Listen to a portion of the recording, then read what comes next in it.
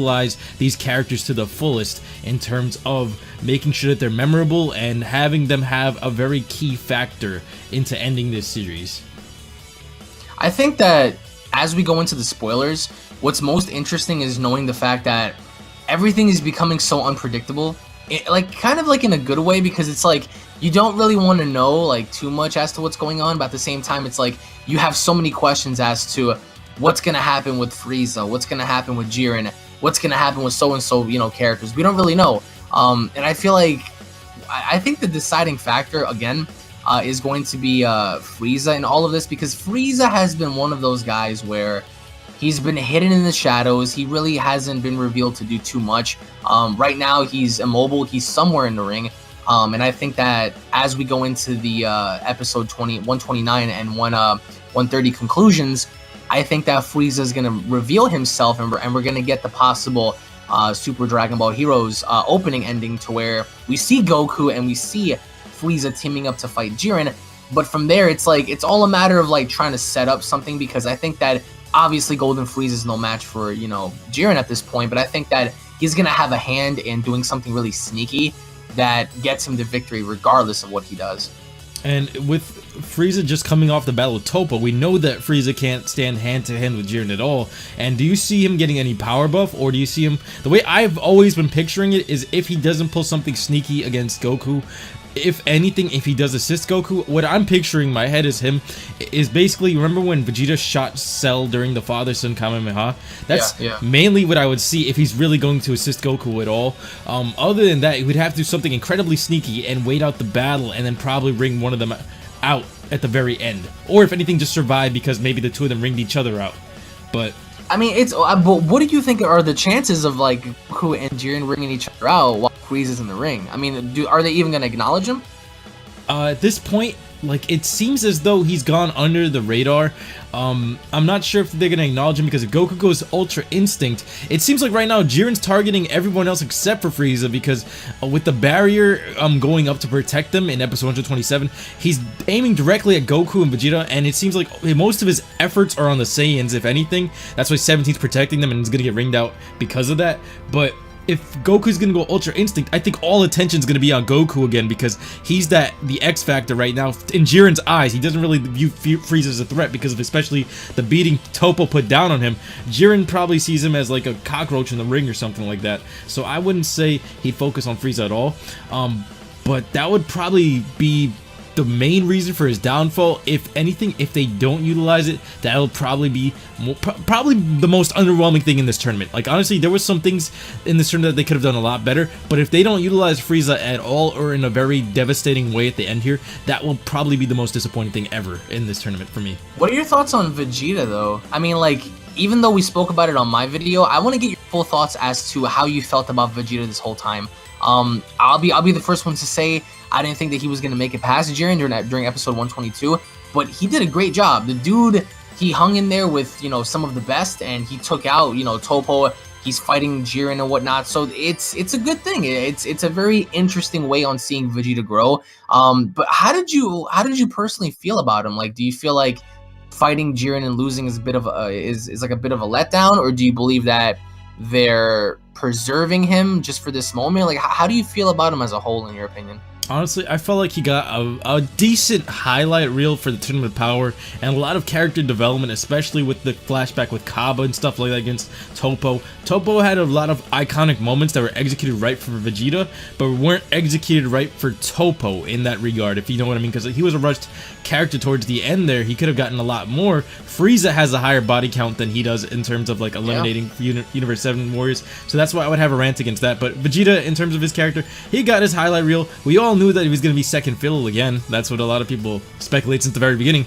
It's just going to be like this. Goku's going to be in the spotlight more than you are, and then there's nothing you can do about it. I was hoping for Ultra Instinct or Ultra Instinct Vegito or something along those lines, but they've killed all hopes of that with this announcement. And all of honestly, these clickbaity YouTubers coming out saying Ultra Instinct Vegeta with proof. I mean, it's blatantly obvious that he's not going to get it. And I mean, nor was he ever, because that wasn't really his thing. But he did get a huge, Zenkai, and he did get a new form, which I think looks pretty cool. It reminds a lot of us of Ultra Blue Vegeta, or Ultra Vegeta, excuse me, from Dragon Ball Z when he fought Semi-Perfect Cell. I just think that as a fan, it's sad to see the way things are being rushed, because I don't know how you feel, but I just feel like everything is being rushed so quickly. And I think that if this was given more time, they would have obviously have done more and would have given us more as fans. But I just think also in a way it kind of sucks, because we'll never really know as to what the end result is going to be from this fight, because with the episode ending in 131, I just feel like they're just gonna rush it. They're gonna give us like a watered down ending, and that's all she wrote. I mean, how do you feel about the ending though? Because even though Goku and Jiren are the last ones in the ring, it's not entirely confirmed if they're literally going to be the only ones in the ring, with Frieza being there. So what's your take on that? Honestly, like, usually I think it might be that I'm used to the old school Dragon Ball Z ways, with them having like more than just 2 episodes of just one-on-one, because even going back to what we just discussed with Vegeta, his final explosion against Toppo, I don't think it even compares to his final explosion in Dragon Ball Z, and I think that's why it was slightly underwhelming for me.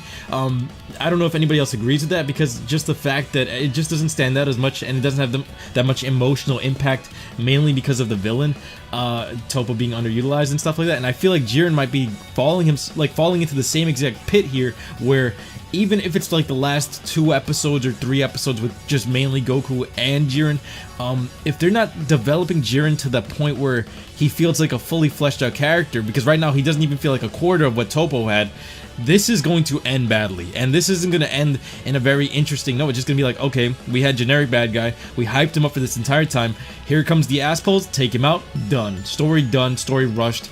And it's not going to have that much of an impact in terms of like what Frieza as a character did for the entire franchise. I feel like this was just the hyped up big and baddie. He had a very simplistic design for like most of the villains ever in Dragon Ball Z or Dragon Ball Super, and it's just gonna be rushed and pushed out the window. So I'm not sure. They're just gonna keep a simple character, simple design, and here's power buff, take him out, bye bye.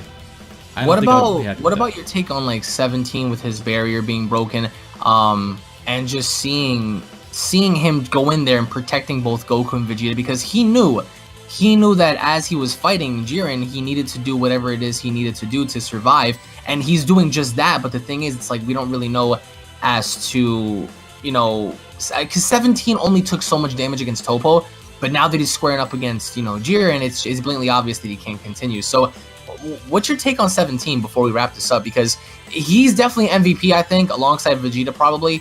But the thing with Ultra Instinct Goku still has me stumped, because I'm sitting there and I'm wondering to myself, okay, well, how are they going to have Goku master Ultra Instinct so quickly? And then as we near the end, it's like they're going to try to wrap things up as quickly as possible while still having Frieza in the ring. It just seems like kind of like a cluster to me, because it's like they're trying to like tell like 5 stories at once without having to mess anything up. So what's your take on everything? My take on this is that with Android 17 sacrificing himself, he probably declares himself as the MVP in our heads, because honestly, he's done so much for the team, and we've seen him come so far into the tournament. Especially, did anyone predict him being in the Final 4 for Universe 7? I don't think so. I don't think anybody saw that coming, but his role was substantial, and I think it's satisfactory for him especially.